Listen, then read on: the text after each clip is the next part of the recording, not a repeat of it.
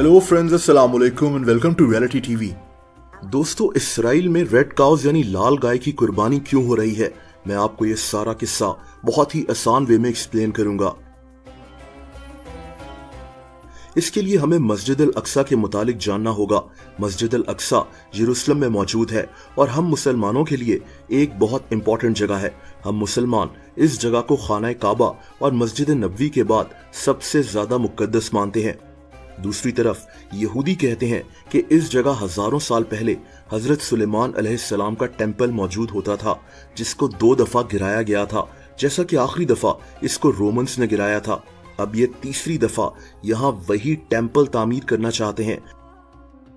ये लोग ये भी मानते हैं कि इसी जगह से इनका मसीहा नमूदार होगा, जिसका यहूदी इंतजार कर रहे हैं। इसीलिए मस्जिद अल अक्सा की जगह इनके लिए भी मुकद्दस है।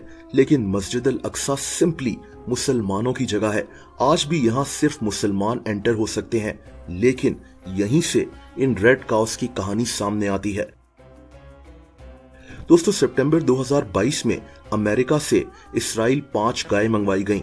ऐसी गायें जिनको दुनिया भर में तलाश किया जा रहा था और फाइनली इनको ये गायें अमेरिका की स्टेट टेक्सास से मिल गईं। ये तमाम गायें बिल्कुल सुर्ख रंग की थीं। इनके जिस्म पर एक बाल भी ऐसा नहीं था जो किसी और रंग का हो। इनके पांव यानी खुर भी लाल रंग के थे। इसीलिए ऐसी गायें ढूंढना बहुत मुश्किल था। इनको रेड हाइफर्स कहा जाता है। ऐसी गायें जिन्होंने कभी किसी बच्चे को पैदा नहीं किया और ना ही इनसे कभी दूध निकाला गया। हर गाय की कीमत $1,00,000 थी। लेकिन इसराइल में मौजूद यहूदी ऐसी गायें क्यों ढूंढ रहे थे?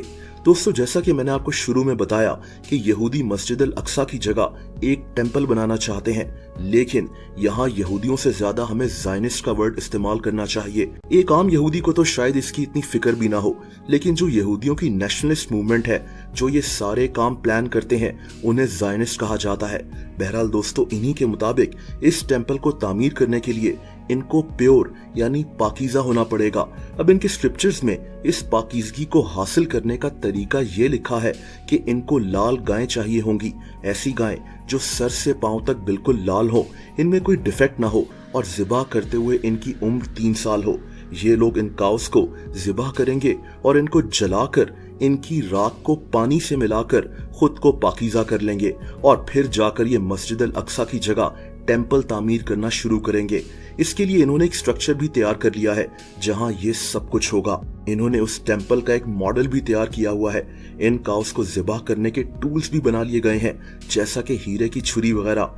यानी इन्होंने अपनी तैयारियां पूरी की हुई हैं। ये भी रिपोर्ट सामने आई है कि ज़ायनिस्ट ऑलरेडी मस्जिद अल अक्सा की बुनियादों को कमजोर कर रहे हैं ताकि बाद में ये इसको शहीद कर सकें। इनको बस ये लाल गायें चाहिए थी जो अब इनको मिल गई हैं। ये तक कहा जा रहा है कि अगले महीने यानी अप्रैल में ये शायद इन रेड काउस को ज़िबा कर दें, जिसका मतलब होगा कि फिर ये मस्जिद अल अक्सा को शहीद करने की कोशिश करेंगे, वो जगह जो हम मुसलमानों के लिए बहुत ज्यादा मुकद्दस है।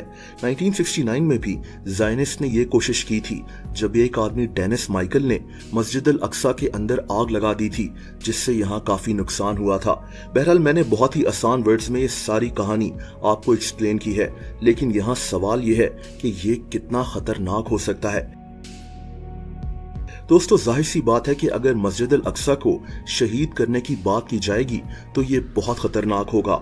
यहाँ तक कि हमास ने इसराइल के खिलाफ रीसेंट जंग की एक वजह ये भी बताई थी कि ये लाल गायें इसराइल में आ चुकी हैं और अब ये लोग मस्जिद अल अक्सा को शहीद करने की तैयारी कर रहे हैं। लेकिन आप सोचें कि अगर इस मस्जिद को शहीद करने की कोशिश की गई, ऐसी जगह जो हम मुसलमानों के लिए बहुत मुकद्दस है, तो इसका रिजल्ट क्या होगा?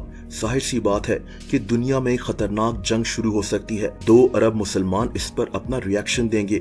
बहरहाल, मुझे नहीं लगता कि ये अभी मस्जिद अल अक्सा को शहीद करने की कोशिश करेंगे। इसराइली हुकूमत पर ऑलरेडी बहुत प्रेशर है और ये शायद अभी मस्जिद अल अक्सा को शहीद करने का प्लान ना बनाएं। ये भी कहा जा रहा है कि इन काउस को अभी ज़िबा नहीं किया जाएगा, क्योंकि इनके कुछ लोग मानते हैं कि गाय की एज 3 साल से ज्यादा भी हो सकती है, तो शायद इन काउस को बाद में ज़िबा किया जाए। खैर, आगे क्या होगा वो तो अल्लाह ताला ही बेहतर जानता है। दोस्तों, अगर आप मुझे इंस्टाग्राम पर फॉलो करना चाहें तो उसका लिंक नीचे डिस्क्रिप्शन में मौजूद है।